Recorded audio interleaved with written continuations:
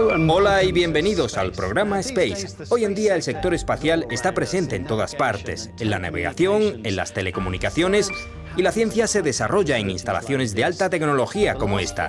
Pero los últimos 50 años de la aventura espacial en Europa fueron como una montaña rusa. Veamos su historia, pero antes algunas noticias del universo. La NASA ha dado luz verde para construir una nave espacial para recoger muestras de un asteroide. La misión Osiris-Rex debería traer la roca espacial a la Tierra en 2023. Esta foto ha sido tomada con una cámara de alta definición desde la Estación Espacial Internacional. Objetivo: transmitir imágenes de la Tierra desde el espacio casi en tiempo real. Y ahora nuestro tema principal. Los primeros pasos de la aventura espacial europea se dieron en la década de los 60, al calor de la Guerra Fría. Hace 50 años apenas se iniciaba en el mundo la carrera espacial. Sputnik enviaba su primera señal. Yuri Gagarin volaba en órbita en una rivalidad constante entre Estados Unidos y la Unión Soviética. El mundo era un lugar muy frágil y peligroso. La rivalidad entre las superpotencias alcanzó su punto álgido en la década de 1960, sobre todo con la crisis de los misiles en Cuba. Cuando era joven, muchas veces creí que sería el fin del mundo, y mucha gente pensaba igual que yo. En ese ambiente de tensión, dos físicos europeos, el italiano Edoardo Amaldi y el francés Pierre Auger, creían fervientemente que los cohetes y los satélites se debían utilizar para la ciencia y no como un alarde de poder militar. Los países que crearon la Europa espacial son los mismos que 20 años antes se hacían la guerra, una guerra feroz. Esos países europeos que estuvieron en guerra se unieron y decidieron emplear un lenguaje que no les llevara a pelearse entre ellos, el lenguaje de la ciencia. Con Amaldi y Auger al frente, Europa daba pasos de gigante al fundar dos organizaciones espaciales, una para cohetes llamada ELDO y otra para la ciencia llamada ESRO. En los primeros años había presupuestos limitados, problemas con el cohete Europa y tensiones entre socios como el Reino Unido y Francia. Fue a finales de los años 60 cuando dijeron que se debían fusionar estas dos organizaciones. Esto se hizo a trompicones y el programa fue elaborado en una reunión muy tensa en 1973. Esta sería la base de una organización única que tendría la ciencia espacial como programa obligatorio. Y obligatorio no porque a la gente le gustara la ciencia, sino precisamente porque no querían financiarla.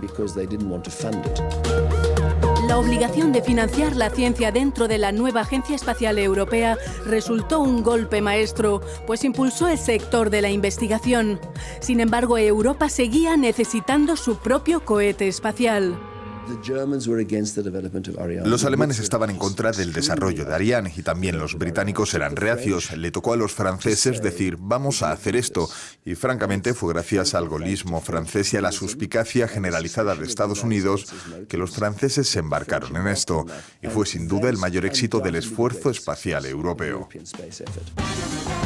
Ariane 1 se lanzó en 1979 y aunque fue diseñado con el sector de las telecomunicaciones en mente, también llevó a órbita misiones científicas.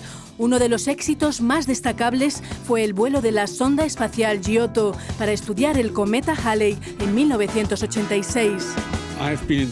Llevo en esto del espacio más de 40 años. Empecé en la universidad, pero uno de los recuerdos más intensos que puedo evocar fue la noche del encuentro del cometa Halley con Giotto. Teníamos la adrenalina a tope, trabajamos durante toda la noche y la sonda funcionó muy bien, pero de repente, justo en el máximo acercamiento, la nave fue golpeada y se volcó. Después perdimos contacto. Pasados 20 minutos volvimos a tener contacto con la nave espacial. Fue abrumador, no se podía hacer mucho, pero al ver cómo volvía a funcionar y compartir ese momento con los colegas del Centro Europeo de Operaciones Espaciales fue realmente un gran evento. 10 años después, en 1996, se producía una catástrofe en la Odisea Espacial Europea.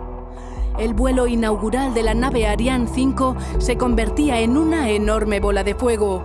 9 años de construcción y ensayos y unos 6.000 millones de euros se hicieron añicos en el cielo.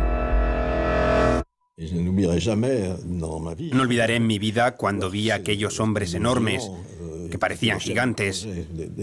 Los jefes del proyecto, tipos fuertes, llorando a lágrima viva en el hangar, detrás del centro de control de la nave. Entonces yo me juré que volveríamos a lanzar la misión del satélite Cluster, y eso fue lo que hicimos. La misión Cluster sigue funcionando e investiga la magnetosfera que nos protege del viento solar. En 2005, la Agencia Espacial Europea, en colaboración con la NASA, llevaba la sonda Huygens a la superficie de la luna de Saturno, Titán. El alunizaje de Huygens en Titán fue un logro extraordinario, aunque también fue angustiante poder llegar hasta allí. Es el aterrizaje más lejano realizado por seres humanos en la historia. De regreso a la Tierra, el prestigio de la ciencia queda atenuado por el arte de la política, que se pone en práctica en reuniones de este tipo.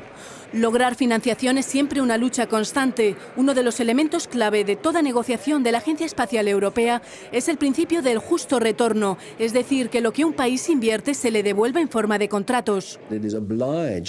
Esto ha obligado a grandes países como Francia y Alemania, que podrían hacer las cosas quizá de manera más rápida, eficaz y hasta económica, a construir grandes consorcios en los cuales el país participa en un programa con un 5% de los contratos de alta tecnología. Y esto es complicado de manejar. Será complicado, pero proporciona grandes resultados. Todavía tenemos las ondas espaciales Mars y Venus Express funcionando y Rosetta está muy cerca del cometa. La Europa de la ciencia forma parte de una Europa en marcha. Y la Europa espacial es uno de los elementos más espectaculares de la Europa que avanza.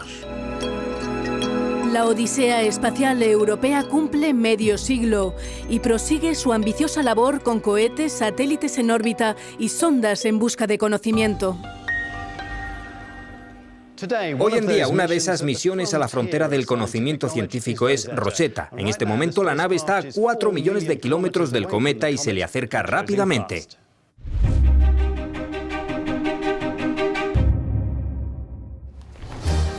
Vimos en Cazadores de Cometas cómo el equipo estaba preparando su instrumental.